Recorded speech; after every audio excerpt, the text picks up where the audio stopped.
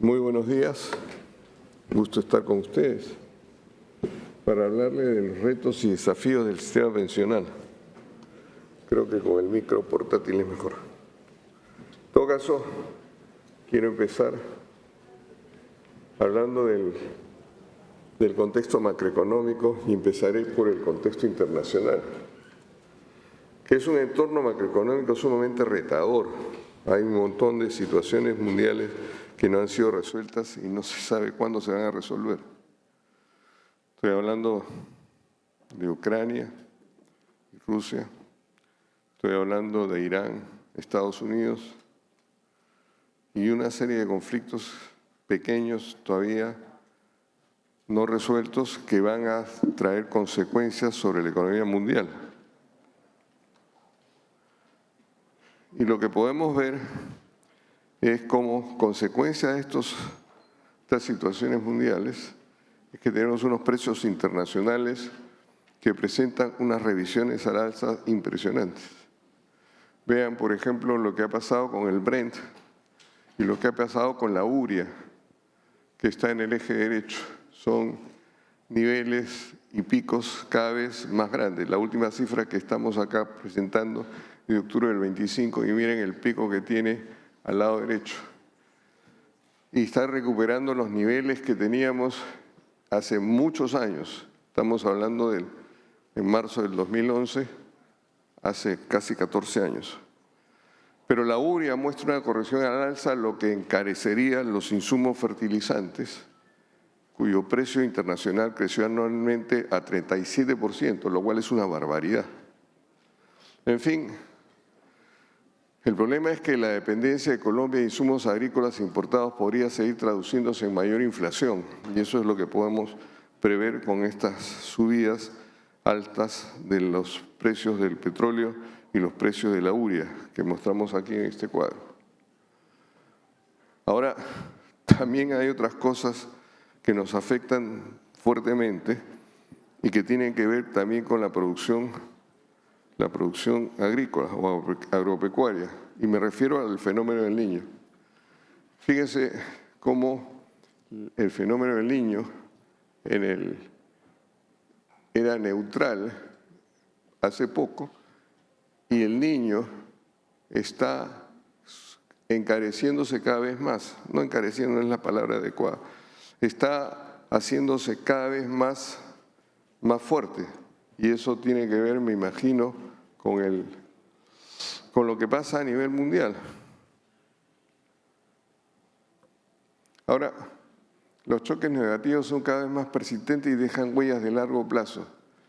Fíjense el índice de apertura comercial mundial entre el 90 y el 24 como porcentaje del PIB. Hasta el año 2008 creció sostenidamente de una manera importante, pero luego se estancó y de ahí se mantuvo más o menos estable con dos caídas importantes, recuperadas inmediatamente, que son las del 2009, 2008, 2009 y la que corresponde a la pandemia del 2021, pero luego se ha recuperado a los niveles que tenía anteriormente. Y eso llama mucho la atención porque el comercio mundial no ha seguido creciendo. Y eso tiene que ver con el comportamiento de la economía mundial.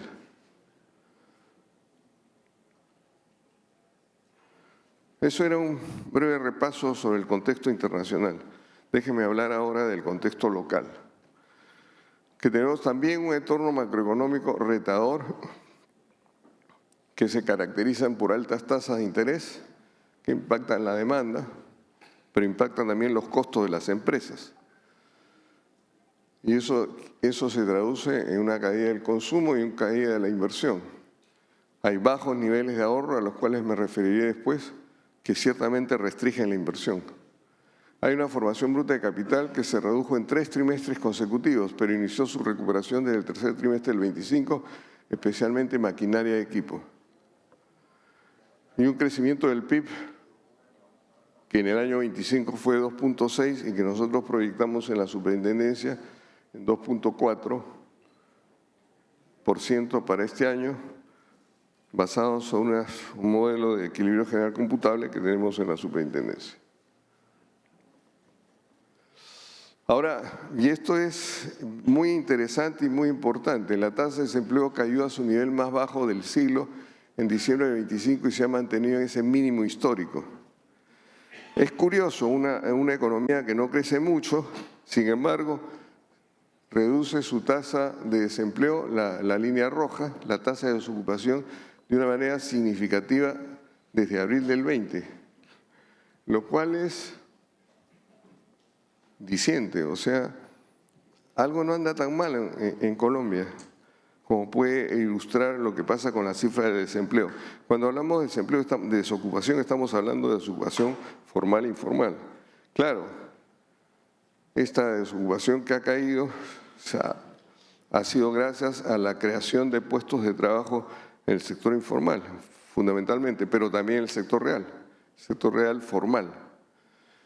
Y esto me parece una muy buena noticia para los colombianos, por lo menos cuando hay ocupación hay ingreso y cuando hay ingreso hay posibilidad de comer incluso en los estratos más bajos. Y esto va acompañado con algo que también me parece muy importante, que es que tenemos unas cifras crecientes de ingresos reales.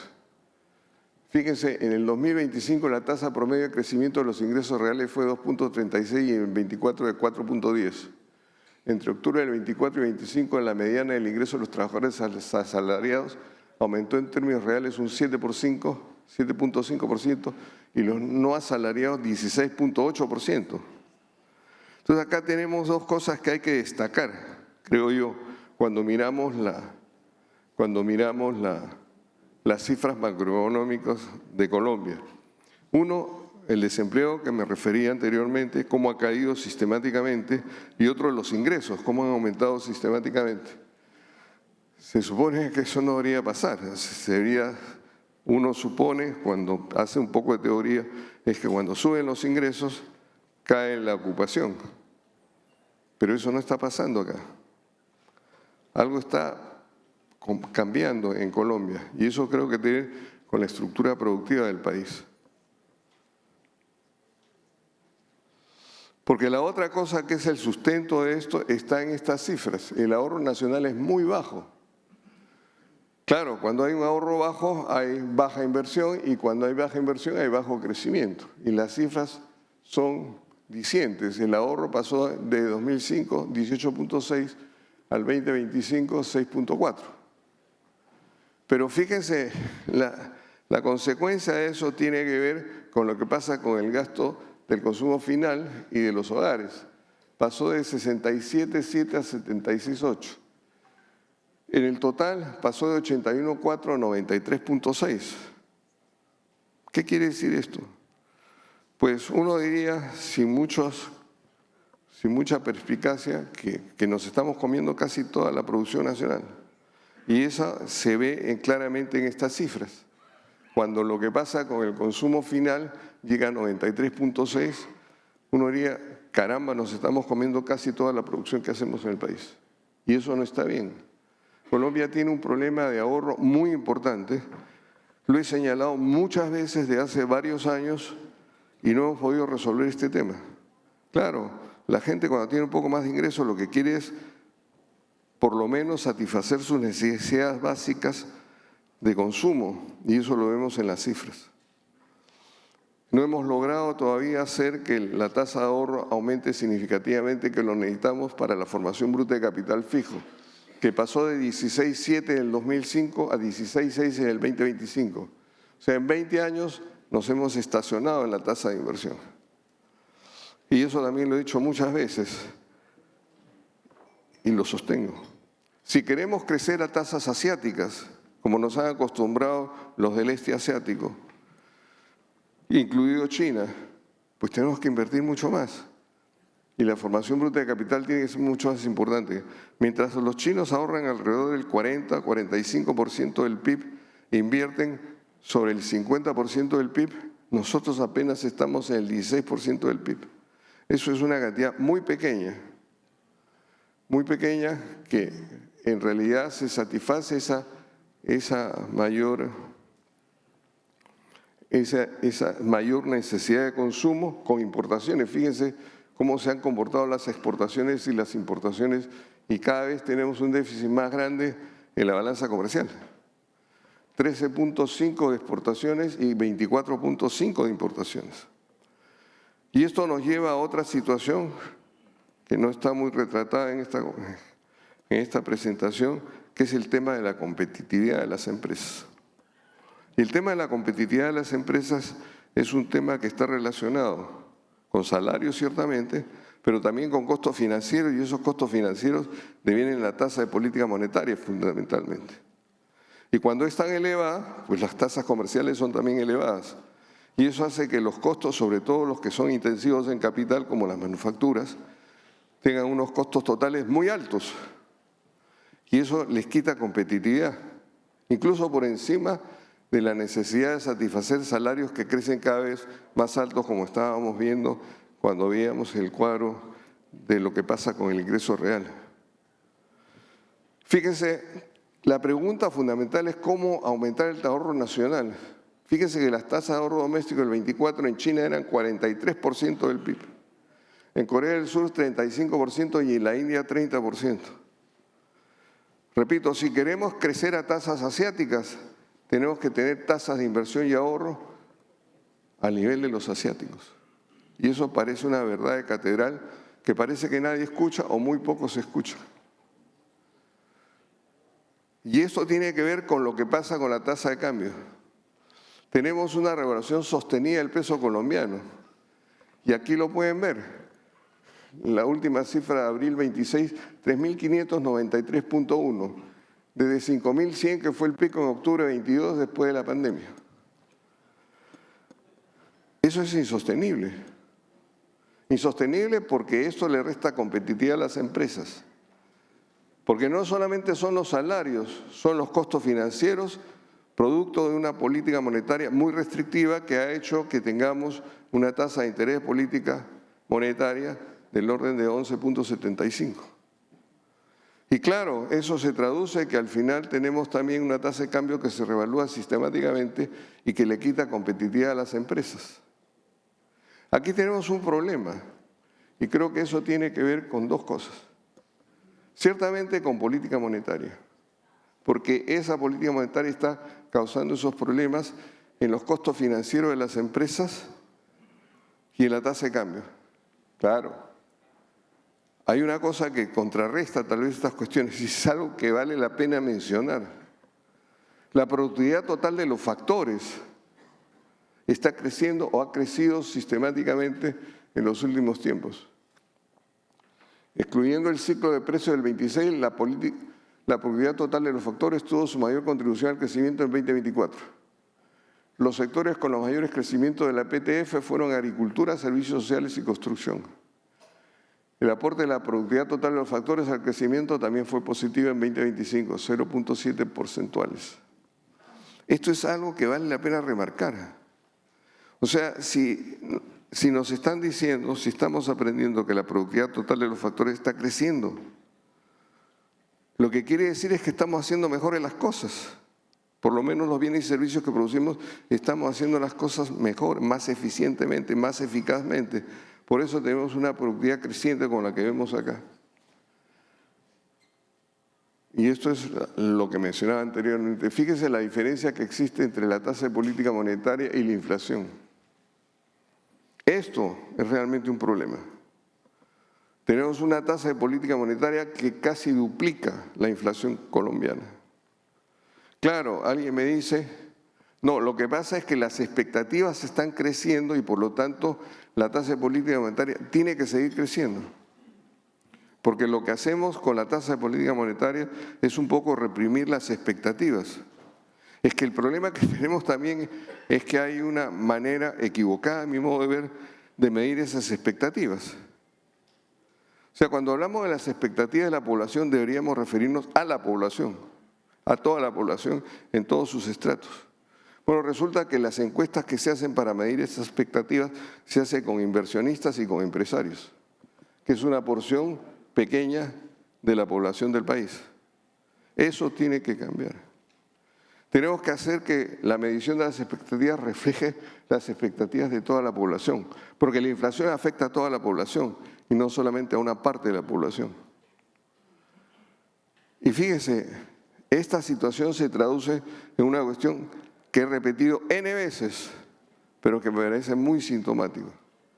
Tenemos una masa monetaria que en diciembre del 25 en Colombia era del 49%. En México, que tampoco es de donde podemos aprender, 45%. En Chile, 75%.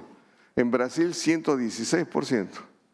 Y cuando medimos el crédito interno al sector privado, 75 en Brasil, 103 en Chile, que ya tiene un mercado mucho más profundo, México 34 y Colombia 39, el año 24. Las cosas no han cambiado mucho porque en el año 25 en Colombia era 41.1 el crédito interno al sector privado como porcentaje del PIB y la masa monetaria era 49%. Y eso es un problema.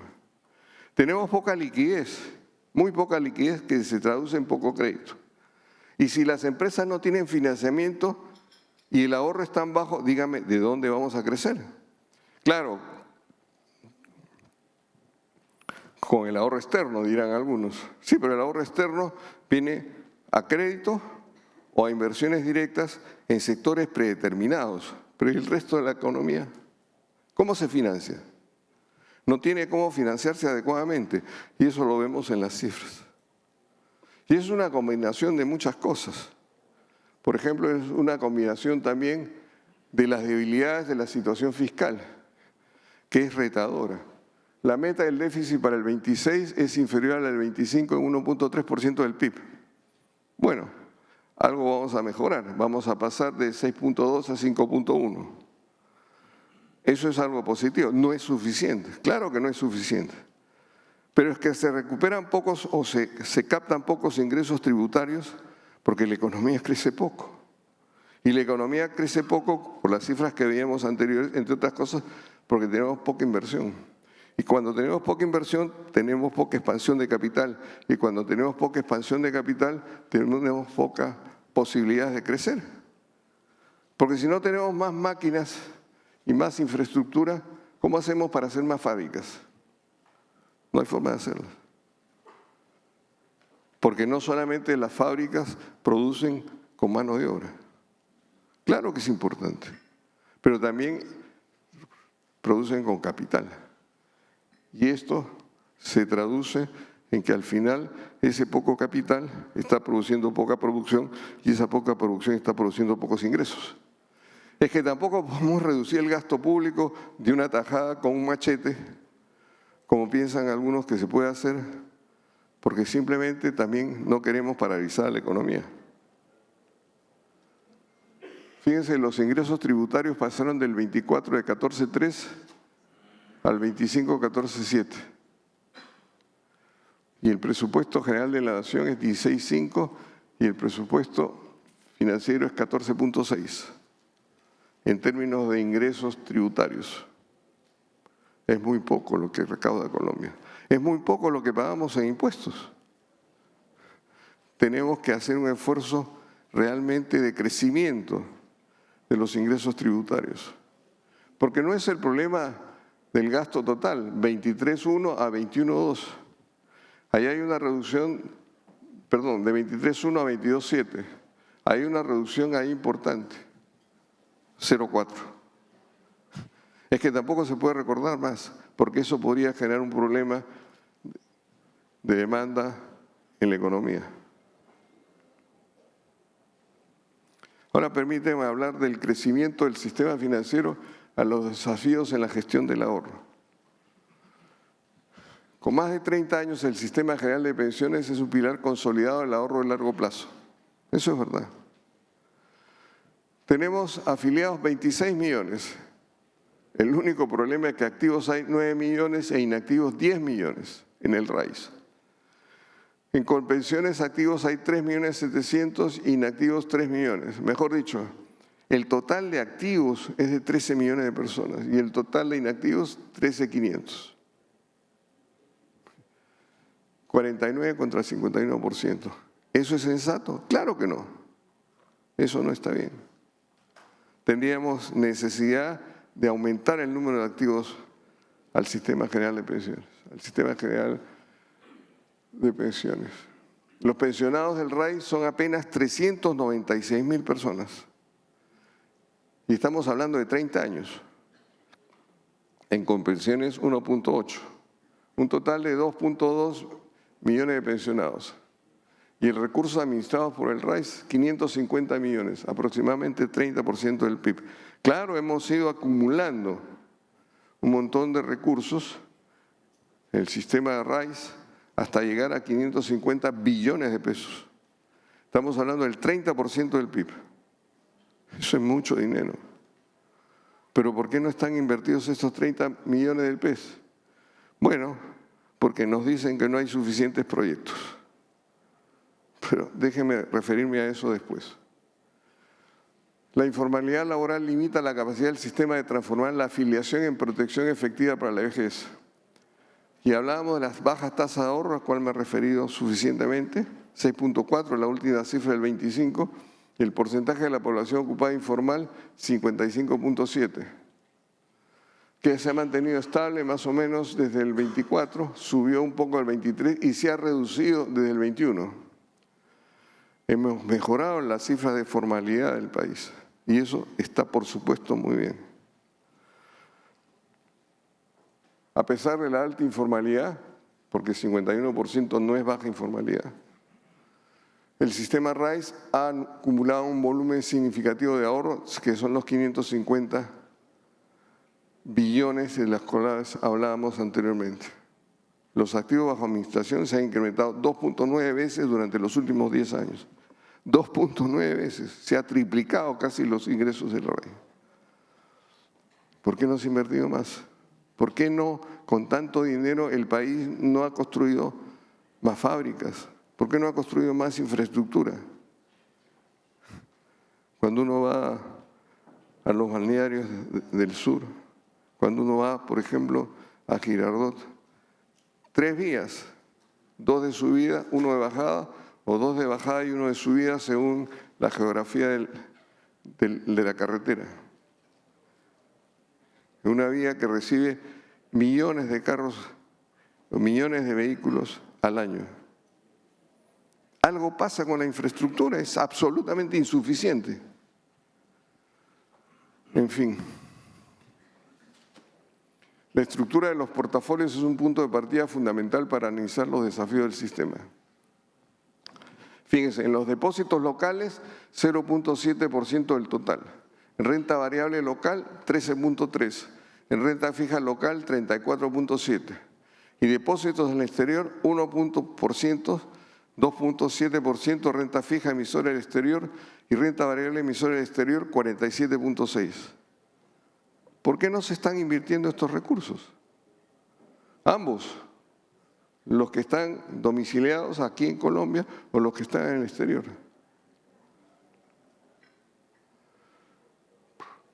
La diversificación en el exterior resalta la necesidad de desarrollar alternativas locales con características similares. Claramente, en el exterior predominan vehículos diversificados y mercados profundos, lo que plantea el reto de desarrollar alternativas locales equivalentes. Fíjense, con 281 billones invertidos en emisoras del exterior, fondos diversificados, 65%, fondos de capital, 24.7%, productos estructurados, 4.1%, depósitos, 3.4%, otros 2.6%, con información a febrero. Esa es la manera como el portafolio está distribuido. Y el decreto del 26 plantea un reto para la estructuración de proyectos e inversiones locales. Fíjense los recursos que hay aquí en Colombia, 269 billones invertidos en emisores locales. ¿Dónde están? En deuda pública, en TES. Caramba, ¿no hay mejor posibilidad de financiamiento? ¿No hay mejor posibilidad de colocar en otras partes que no sea en deuda pública? O sea, en TES. En acciones, 16%, en CDTs, 9%, en depósitos a la vista, 5.1%, en otros, 12.4%. Yo creo que es prioridad del país el desarrollo de proyectos bien estructurados y atractivos. Proyectos con escala suficiente, con retornos competitivos, con una estructura financiera sólida, con estándares altos de los proyectos. Eso tenemos que construir, eso está todo por hacerse. Por eso tenemos tantos recursos afuera y tantos adentro, sin usarlos adecuadamente. Por supuesto, acá hay unos problemas que tienen que ver, entre otras cosas, por algo que ya he mencionado. Hay un problema de altos costos de capital, porque los proyectos deben pagar ese alto costo. ¿Por qué? Porque las tasas de interés son muy altas. Y eso exige una elevada rentabilidad. Aquí está la nuez del problema. Poca disponibilidad de ahorro para financiar la inversión, como hemos visto. Consecuencia del bajo ingreso, a pesar de su reciente crecimiento. Por otro lado, altas tasas de interés de colocación, tasas de interés real que son 10 veces las de Estados Unidos. Como consecuencia, alto costo de capital. Para pagar ese alto costo de capital se requiere una alta rentabilidad de los proyectos. Y ese es el problema. Es que conforme aumenta la rentabilidad requerida de los proyectos, disminuye su volumen. Es apenas obvio. Cuando buscamos proyectos de más alta rentabilidad, pues disminuye el número de estos proyectos. Simplemente porque los que tienen más alta rentabilidad se acaban primero. Y al final quedan los que tienen más baja rentabilidad. Pero ¿y cuál es el problema? Comenzamos con el alto costo de capital y eso tiene que ver con las tasas de interés. La inversión local es un motor de empleo y formalización. Hay un desafío estructural. Población ocupada informal, 55%, como hemos visto. Ahorro como porcentaje del PIB, 6.4%. Esto es una realidad. Oportunidades de incrementar la inversión en infraestructura y sectores estratégicos. Mayor disponibilidad de capital y más ahorro, menor costo de capital. Es apenas obvio. Y si hay menor costo de capital, hay mayor inversión, y si hay mayor inversión, hay mayor crecimiento y mayor empleo. El fortalecimiento de la inversión productiva es un elemento clave para impulsar el empleo formal y mejorar la sostenibilidad del sistema personal. Hemos desarrollado una economía que ha conseguido reducir lenta y progresivamente el número de desempleados que existen. Pero no es suficiente, sigue siendo de las más altas de América Latina.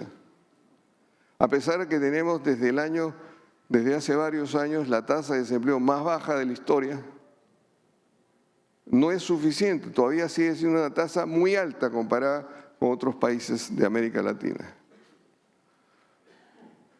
Más allá de la rentabilidad del portafolio. Acá hay una cuestión que lo dice, por ejemplo, la OCDE. La inversión local es clave para cerrar las brechas regionales, reducir la pobreza y avanzar en transformación energética. Lograr conectividad entre las regiones, vías rurales, transporte ferroviario y fluvial.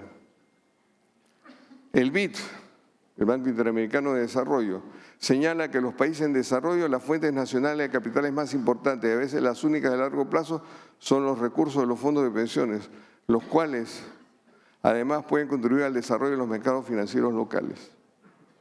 Esos recursos de las pensiones deben estar acá. Fomentar la formación bruta de capital significa salir de la trampa de baja inversión y mejorar el crecimiento económico. Un estudio de la Cámara Colombiana de Infraestructura y ANIF estima que el país necesita 19 billones anuales para ejecutar los proyectos del Plan Maestro del Transporte Intermodal entre el 23 y el 31 y 35. ¿Por qué tenemos poca infraestructura? Porque tenemos poca inversión. Y esa inversión es absolutamente necesaria para poder conectar al país, para hacer que podamos ir a los diferentes lugares del país de una manera fácil, cómoda, rápida y segura. Fíjense, el mercado de capitales colombiano es subdesarrollado y es una verdad de catedral. He venido peleando para que crezca el mercado de capitales colombiano desde una situación muy complicada, que representa 1.1% del PIB. Algo hemos mejorado, pero no es suficiente. Los recursos pensionales podrían incrementar la demanda de acciones y bonos, transformando la estructura del mercado de valores. Eso podemos hacer. Claro, alguien dirá, pero ¿y quién emite esas acciones y esos bonos? Si el costo de capital es más bajo, la inversión es posible. Y la inversión hace crecer el stock de capital y ese stock de capital reduce el costo de capital. Entonces acaba siendo un círculo virtuoso. Chile desarrolló su mercado de capitales en paralelo con la maduración de su sistema de pensiones y hoy tiene unos mercados financieros más profundos en la región, con una capitalización de 79,2% del PIB, 17,4% en Colombia. La dependencia del ahorro externo genera vulnerabilidades macroeconómicas, exposición a reversiones abruptas de flujo de capital en momentos de turbulencia global como la que estamos viviendo ahora. Recuerden, Rusia y Ucrania. Hace 5 años que andan en guerra. Irán y Estados Unidos. Hace una semana el señor Trump decía que se acababa la guerra y la guerra continúa todavía. Y eso no se ha resuelto. Y no creo que se vaya a resolver rápidamente. Hay afectaciones a la tasa de cambio frente a la volatilidad del flujo de capital, pero lo estamos viendo. Tenemos una tasa de cambio absolutamente revaluada que tiene que ver con esta volatilidad de los flujos de capital, que tiene que ver con la volatilidad de las tasas de interés, últimamente a la baja, pero a tasas demasiado altas. Y hay un deterioro de la cuenta corriente a la cual me he referido por el mayor pago de utilidades e intereses de capital hacia el extranjero. Tenemos una cuenta de comercial muy alta y una cuenta corriente mucho más deficitaria todavía. En fin, creo que tenemos que seguir haciendo algo.